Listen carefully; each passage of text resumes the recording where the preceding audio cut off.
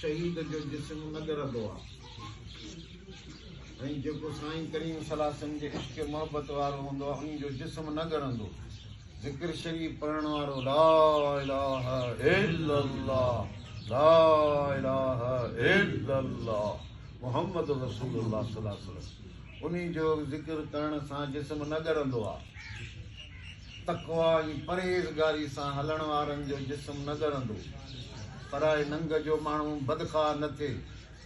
छोकरबाज़ी न करे बदफेलियूं न करे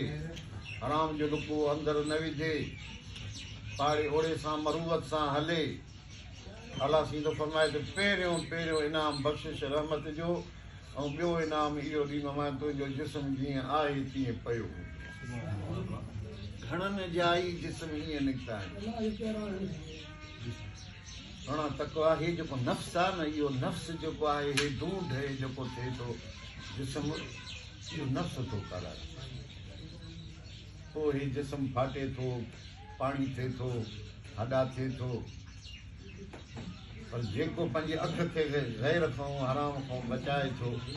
अलाह पाक वरी जे जिस्म खे सलामत रखे केतिरा माण्हू आहिनि हेॾे चांदनि जे ॻोठ में उहो ख़ुशबू वारो क़ब्रिस्तान करबो आहे ख़ुशबू वारी क़बर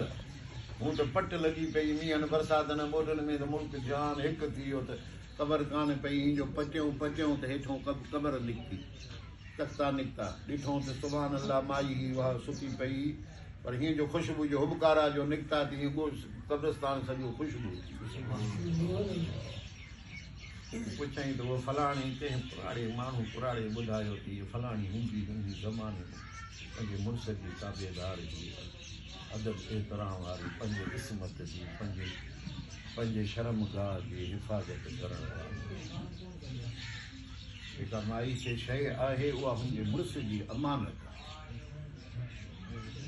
ॿियो उन जो अंग न खोले जहिड़ी तरह मर्दनि ते हिफ़ाज़त आहे अहिड़ी तरह औरतुनि ते बि पंहिंजे लॻीअ जी हिफ़ाज़त आहे सुभान अल्लाह ॿियो हिकिड़ो दरिया जे वट सां हूंदो चोर क़िस्म जो माण्हू माल दाल मेहूं डेहूं हणी ईंदो राति जे वक़्त में अचे पियो त दरिया जे भिक सां जो घर हूंदो हूंदो किथे त दरिया में का माण्हू जो आवाज़ ला इलाहा इल्लल्लाह जो आवाज़ अचे थो उदाई राति अधरात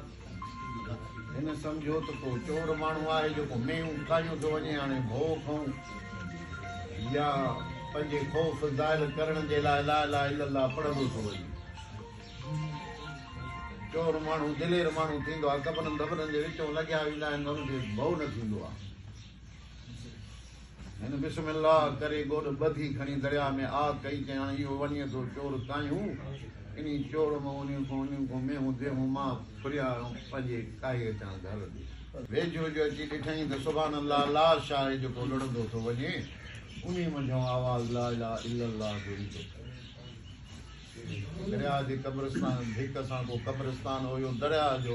भिक ॾिनी ऐं पातो त क़बरनि दबरनि खे लोड़ियई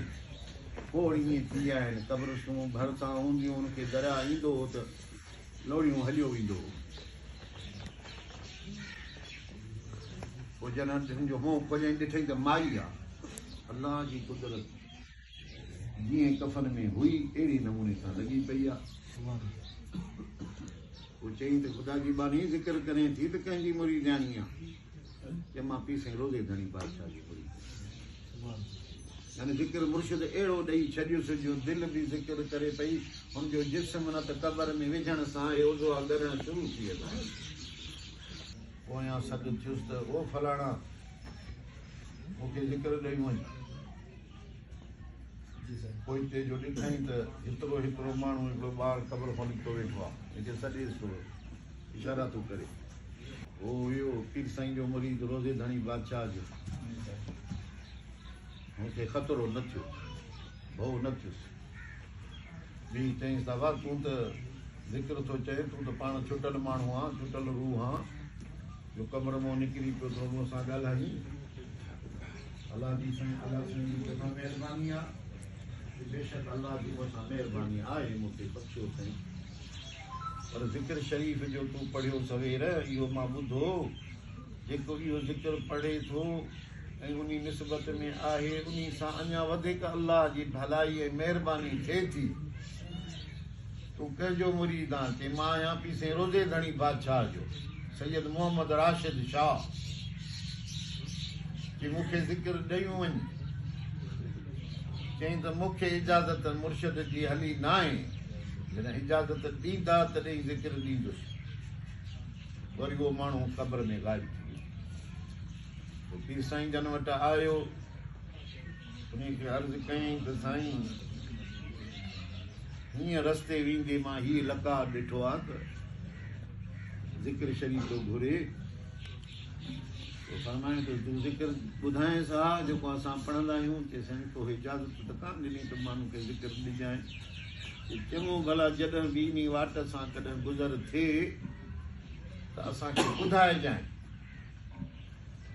पोइ जॾहिं उतां पाण लांघाओ थिया त उतां चयो साईं हीअ क़ब्रिस्तान आहे पोइ हाणे अलाए कहिड़ी क़बर ही हितां अमरा उहो निकितो पाण बि उते मुराक़बो कयूं ऐं उते ज़िक्र शरीफ़ पढ़ायूं ला इलाहा इल्लल्लाह ला इलाहा इल्लल्लाह ला इलाहा इल्लल्लाह मुहम्मद रसूलुल्लाह